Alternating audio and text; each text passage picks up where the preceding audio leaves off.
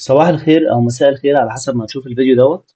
النهارده بامر الله هشرح البيفت تيبل وايه اهميته في تحليل البيانات، واحنا بنستخدمه ازاي، وامتى مثلا التاسكات اللي بتجيلنا فبنبدا نشتغل عليها بطريقه البيفت تيبل او بنبدا نعمل بيفت تيبل عشانها.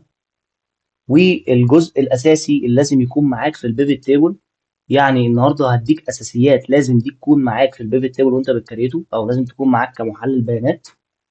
طيب، البيفت تيبل باختصار هو حاجه احنا بنعملها في الاكسل بتدينا سمري. يعني ايه سمري؟ يعني ملخص. بمعنى المدير دخل عليا قال لي والله يا ادهم، انا شايف مثلا الريجون عندي فيها داتا كتير والريجون متكرره والكلام ده كله، انا عايز اعرف كل ريجون عمل مثلا كام، توتال عمل مثلا كام يونت سولد. يعني كل ريجون من دول التوتال بتاع اليونت سولد اللي باعها كام واحده. طيب، او نفترض تاني طلب مني تاسك، قال لي والله يا ادهم انا عايز اعرف كل سيلز ميثود عندي مثلا باعت بكام، توتال السيلز بتاعها كام. طيب، الكلام ده كله بنعمله ببيفت تيبل ليه؟ عشان نديله سمري للداتا اللي عندنا. ليه؟ عشان يبدا مثلا زي التاسك اللي هو طلبه مني، اللي بيقول لي عايز اعرف كل ريجون عملت لي كام يونت سولد. فابدا اقول له والله الريجون مثلا ساوث عملت لي كذا، النورث عملت لي كذا، الكلام ده كله ليه؟ عشان يبدا ياخد اكشن بلان ويبدا يظبط الشركه بتاعته كهو مثلا مدير مبيعات او ايا كان. طيب، انا اعمل البيفت تيبل ده ازاي؟ بكل بساطه ان انا اقف في اي مكان عندي في الداتا، وبعد كده بروح لانسيرت من عندي من فوق، بعد كده بروح ادوس على بيفت تيبل بالطريقه دي. بيقول لي والله دلوقتي انت عايزني اعمل لك بيفت تيبل على ايه؟ على تيبل مثلا والرينج بتاعك ايه؟ هو اوريدي ورا لو انتوا واخدين بالكم حدد لي على الداتا بتاعتي. طيب، نفترض ما حددش على الداتا، فباجي اي مكان في الداتا عندي هنا واقول له والله كنترول ايه، يعني حدد لي الداتا كلها اللي ورا دي. طيب، عندي جزء تاني هنا بيقول لي والله انت عايز اعمل لك البيفت تيبل في نيو شيت، نيو ورك شيت هنا، ولا في اكزيستنج ورك شيت اللي انت الشيت اللي انت شغال عليه. والله لو عايز تعملها في نفس الشيت بتيجي تدوس اكزيستنج ورك شيت وبتبدا تقف على اللوكيشن وتختار المكان اللي انت عايز تعمل فيه البيفت تيبل. طيب، انا هعمله في نيو ورك شيت. مجرد ان انا دوست له اوكي، راح عمل لي بيفت تيبل زي ما انتم شايفين. نركز مع بعض بقى. البيفت تيبل عندي بكل بساطه الجزء اللي عندي على اليمين ده بيقول لي بيفت تيبل فيلز. ايه الفيلز بتاعتي ديت؟ الحاجات دي لو خدتوا بالكم هي ايه؟ هي الكولمز اللي عندي في الداتا اصلا، اللي هي الجزء ده. الهيدر بدا يظهره لي، سيلز ميثود، يونت سولد، البرايس باليونت، الكلام دي كلها. طيب، انا لو جيت هنا فانا بيقول لي بمعنى اصح الكولمز ديت اللي انا هبدا اتحكم بيها. بمعنى اللي انا لو استدعيت اي كولم من ده فانا هستدعي الداتا اللي في الكولم ده.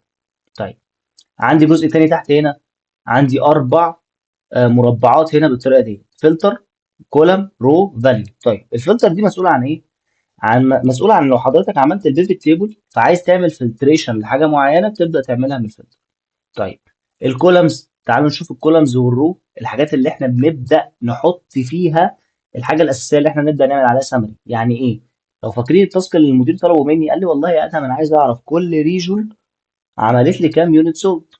طيب، فانا الاساس بتاعي اللي انا هعمل بيه السمري الريجون. تمام، فابدا اشوف الريجون بتاعتي فين. ادي الريجون. حضرتك لو جيت سحبت الريجون حطيتها هنا في الكولم، حطيتها هنا في الكولم، فبتبدا يظهر معاك كل ريجون في كولم غير التاني. ادي A، ادي B، ادي C، وكل كولم هو فيه ريجون مختلف. بس خلي بالك هم كلهم في نفس الايه؟ الرو، رقم 4. طب لو حضرتك سحبت الريجون من الكولم حطيته في الرو، بص عمل لي ايه؟ كلهم في كولم A بس الرو مختلف: 4 5 6 7 وهكذا. فانت بتبدا تتحكم انت هتعرض ازاي. عايز تعرضها بالشكل ده تمام، عايز تعرضها بالشكل ده تمام، از يو لايك، وعلى حسب الشركه اللي انت فيها كل واحد بيحب يشوف فيو معين. طيب، انا ظهرت الجزء الاولاني من التاسك، ادي الريجنز بتاعتي ظهرت لي هنا يونيك ما فيهاش دوبليكيشن. طيب، قال لي يظهر ايه؟ قال لي انا عايز اظهر اليونت سولد. طيب، اليونت سولد عندي فين؟ اهي. طيب، فاليونت سولد دي انا مش هحطها ولا في رو ولا في كولم. طب حضرتك هتحطها فين؟ في فاليو. خلي بالك الفاليو هنا هيتضاف فيها اي حاجه انت تقدر تعمل عليها كالكوليشن. بمعنى حاجه تتعد، حاجه تتحسب، حاجه تعمل لها افريج، تعمل لها مين ماكس، الحاجات دي كلها ارقام. طيب، بالنسبه لي اليونت سولد بالنسبه لي ده رقم، فببدا اسحبه واحطه في الفاليو، فاتضافت لي بالشكل ده. طيب، انا دلوقتي عندي مثلا ميد ويست بالطريقه ديت، عندي مثلا 300 390887. طيب بالنسبه لي الرقم ده انا عارف اقراه عشان انا بقرا ارقام كتير. طب حضرتك او المدير او ايا كان، م- مش ساعات ممكن ما يميزوش دي 3 مليون ولا 300 الف ولا 30 الف، مش هيعرفوا يميزوا. فالتمييز بتاعتنا بايه؟ بالداتا تايب، نظبط الداتا تايب بتاعتنا. طيب عندك طريقه بيزك ان انت تقف على الكولم وتيجي هنا عند الداتا تايب وتبدا تقول له نمبر وتظبط الدنيا بتاعتك. طيب في طريقه الافضل يعني في البيفت تيبل اللي انت تعمله، تروح عند الفاليو هنا sum of units sold، بتدوس عليها تقول له والله ايه فيلد، جزء الفاليو فيلد سيتنجز بالطريقه دي. طيب مبدئيا اول حاجه عندي هنا الكاستم نيم، اسم الكولم بتاعك. انا والله اسم الكولم بتاعي مش عايزه sum of units sold، انا عايز اقول له مثلا units sold بس، فبمسح sum of ديت واخش على نمبر فورمات. طيب فتح لي ايه الداتا تايب اللي هي كانت هنا، اقول له والله اعمل لي ده نمبر. طيب الديسيمال حضرتك عايز ديسيمال نمبر؟ لا انا عايزها زيرو. ليه؟ لان ديت بالعقل هي يونت سولد، يعني لا قطعه اللي اتباعت لقطعتين. يعني مش هتيجي تقول لي انا بعت لك قطعتين ونص ضد المنطق، بس ساعتها اقول لك انا بعت قطعه 2 3 4 حاجه هول نمبر، فمستحيل اخليها ديسيمال خالص. طيب عندك اليوز 1000 ديت، دي بتاعت الكوما اللي انت لو دوست عليها بيبدا يظهر لك كوما وبيبدا يديك سيمبل فوق عندك كده. طيب دلوقتي عندي تحت هنا النيجاتيف نمبر، بيقول لي والله لو عندك في الكولم دوت او في السم اوف يونت ديت لو عندك حاجه بالسالب تحب تشوفها ازاي؟ تحب تشوف سالب الرقم، ولا الرقم يكون عندك باللون الاحمر، ولا الرقم يكون عندك بين قوسين، ولا الرقم يكون عندك بين قوسين احمر؟ الكلام ده لو النتيجه عندي بالسالب. فانا والله اكتر حاجه بميزها او بحب اشتغل بيها انا يعني بخليها باللون الاحمر. ليه؟ عشان والله لو شفت لون احمر في الداتا يبقى في مشكله هنا، في سالب، فابدا ابص اشوف السالب ده ايه وابدا اشوف الداتا بتاعتي. دوست اوكي، ادوس اوكي تاني ظبط لي الداتا بتاعتي. طيب نيجي نعمل حاجه تانيه. والله المدير طلب مني قال لي والله انا عايز اشوف افريج يونت سولد لكل ريجن. اعمل ايه؟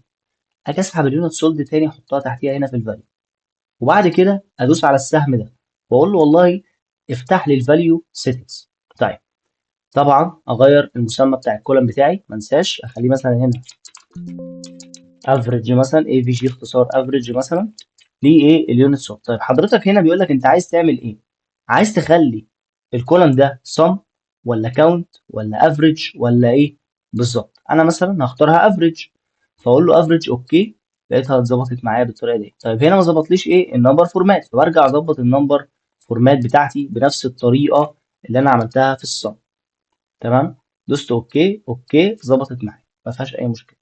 طيب الجزء بتاع الفلتر ده، نفترض ان انا عايز افلتر بالسيلز ميثودز. طب اعمل ايه؟ اسحب السيلز ميثودز واحطها هنا في الفلتر، ظهرت لي فوق كده.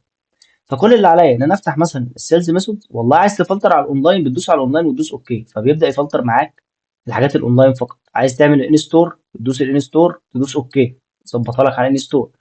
الاول بيبدا يرجع لك كل حاجه زي الاول بدون فلتريشن.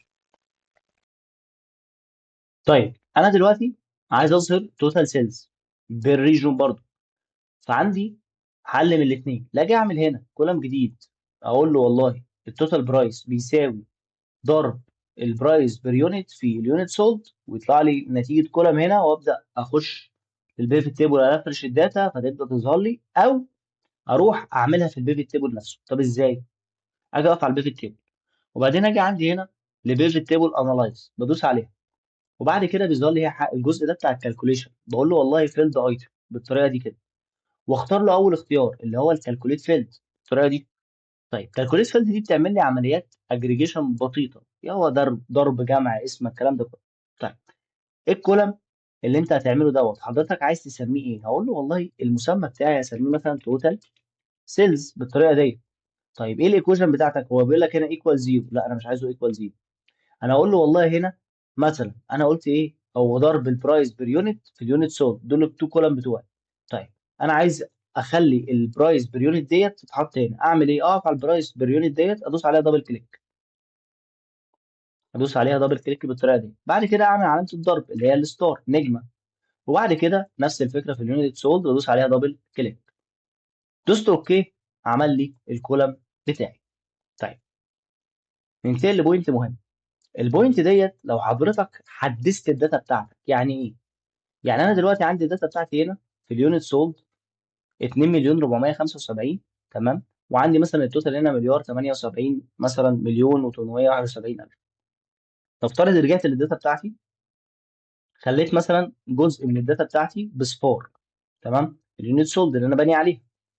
رجعت تاني للبيفت تيبل، نفس الارقام هي ليه؟ عشان ما ترفرشتش. فلو انا عايز ارفرشها بمنتهى البساطه بيفت تيبل انالايز، وبعد كده بقول له ايه؟ ريفرش. فبتبدا ترفرش معايا. واخدين بالكم الارقام اتغيرت ازاي؟ فترفرشت معايا. ده بكل بساطه لو حضرتك حدثت في الداتا، حصل اديتنج في الداتا والكلام ده كله. طيب نفترض افتراض تاني في الايديت، ان انا جيت مثلا ضفت كولم او ضفت رو جديده. طيب انا مثلا هنزل تحت هنا، تمام، وهاجي نفترض ان انا هكرر نفس الكولم الاخير ده، وهاجي هنا اقول له والله لا، الريجن ده غيره لي مثلا، خليه لي مثلا بالعربي، خليه لي مثلا شمال او ايا كان. تمام. طيب لو رجعت هنا عملت ريفرش، مش هيحصل معايا اي حاجه. ليه؟ لان حضرتك لما جيت عملت تحديد للداتا بتاعتك، الداتا بتاعتك اتحددت لحد هنا، ما نزلتش لتحت، ما جابتش الكولمز اللي تحت. طب ايه؟ او ما جابتش، سوري، الرول اللي تحت. طب ايه الحل؟ الحل هنا ان انا اجي عند بيبي تيبل انالايز، اقول له والله تشينج داتا سورس. طب ليه؟ عشان يرجعني تاني للداتا سورس بتاعتي. ولو نزلت بصوا تحت للاخر، مش هتلاقي الكولم او الرو الاخيره اللي انا عملتها ديت، او لو ضفت كولم جديد او ايا كان، مش هتلاقيه متحدد معاك، لان هو متحدد على الداتا القديمه. طب ايه الحل؟ ان انا اجي احدد الداتا من اول وجديد تاني، بالطريقه دي كده. دوست اوكي، فبدات تتحدث معايا وتضاف. طيب سؤال مهم، هل يا ادهم انا مضطر كل مره ان انا اعمل كده؟ مفيش حاجه اسهل؟ لا، في حاجه اسهل. ان انت تعمل ايه؟ تيجي على الداتا بتاعتك، الداتا بتاعتك دي تعمل حاجه اسمها كرييت تيبل، تقلب الداتا بتاعتك دي تدخلها في تيبل. التيبل دوت من المزايا بتاعته ان هو اي حاجه بتضاف جنب الداتا، يعني في كولم او تحتيها في رو، تبدا تخش معاك في التيبل. طيب ده هيفيدني بايه برضو؟ ان انت لما تعمل تشينج داتا سورس من الداتا للتيبل اللي انت كريته، فاي حاجه هتضاف في التيبل هتسمع معاك في البيفت تيبل. طب تعالى نشوف الكلام دوت بشكل عملي. اكريت التيبل ازاي؟ اقف على اي مكان في الداتا، كنترول ايه، كنترول اي. اوكي، انا كده كريت التيبل بالشكل ده. حضرتك عايز تظبط الديزاين، تغير الشكل الجميل اللي عمله لك دوت، بتيجي عندك فوق هنا في تيبل ديزاين، بتبدا تظبط الشكل اللي حضرتك عاوزه. طيب انا لو جيت دلوقتي، جيت هنا للبيفت تيبل بتاعتي، قلت له بيفت تيبل انالايز، قلت له تشينج داتا سورس بتاعتي، وجيت قلت له هنا، لا هو هنا بص محدد لي ايه؟ محدد لي الداتا. وقفت في اي مكان في الداتا هنا، قلت له كنترول ايه، بص عمل لي ايه دلوقتي؟ قال لي والله دلوقتي انا عملت لك او هحدث لك الداتا بتاعتك على تيبل 1. تيبل 1 ده ايه اللي انا لسه عامله؟ هو اتسمى بتيبل 1. دوست اوكي، اتحدثت معايا. تعالى بقى نعمل حاجه ثانيه، ان احنا نضيف داتا جديده. اضيف مثلا اي داتا باي مسمى، تمام، باي مسمى، بالطريقه اللي انتم شايفينها دي. بص عمل ايه؟ دخلها على طول في التيبل. طيب انا هدخل هنا مثلا، اخليها دي جنوب، عشان تكون حاجه مختلفه بس تشوفوها. جنوب، تمام. وجيت حطيت مثلا هنا اي ارقام، تمام، عشان تبدا تعمل عمليه كالكوليشن. نرجع تاني لشيت 1، اجي هنا البيفت تيبل انالايز، ريفرش. بص عمل لي ايه؟ دخلها لي اوتوماتيك. فهي الفكره دلوقتي، اي داتا انتري هيستلم الفايل ده، انت مش هتتعب غير في حاجه واحده، تخش على البيفت تيبل انالايز ترفرش بس. ده اللي انت هتعمله. طيب هل انا كده خلصت؟ لا، انت لازم تظبط الفورماتنج بتاع البيفت تيبل بتاعك. يعني ايه؟ يعني انا اقف في اي مكان في البيفت كده، وابدا اظبط بقى الشكل بتاعي، اخلي مثلا الكلام في النص، ابدا اخلي بوردر للداتا بتاعتي عشان تكون منسقه شويه. عايز تعمل مثلا باك جراوند للارقام، مثلا للكلام، براحتك، حاجه ترجع لك طبعا. طيب في حاجه عندي هنا فوق جميله اسمها ديزاين. ديزاين دي بتغير لك الديزاين بتاع البيفت تيبل بتاعك. لو حضرتك عايز تغير اي ديزاين، تخلي اي شكل، الكلام ده كله بتقدر تظبطه من هنا. طيب دي من اهم الحاجات اللي لازم تكون معاك في تحليل البيانات. وانت بتشتغل بالبيفت تيبل لازم تكون معاك اساسيه، يعني دوت لازم تكون فيها 100% كفء. طيب لسه اللي جاي بامر الله، برضو هننزل سلسله عن الاكسل، عن اهم الحاجات في الاكسل طبعا لمحلل البيانات. فاستنوا اللي جاي، وخليكم معانا باذن الله في القناه. وباذن الله اللي جاي هيكون في الاكسل وفي الباور بي اي وفي السيكوال وفي البايثون وفي التابلو، في كل البرامج اللي بتحتاج اللي بنحتاجها في تحليل البيانات. وبلس هندخل معانا برضو التفكير التحليلي والنقدي في البروجكتس اللي احنا هنشتغل فيها. اشوفكم على خير باذن الله الفيديو اللي جاي.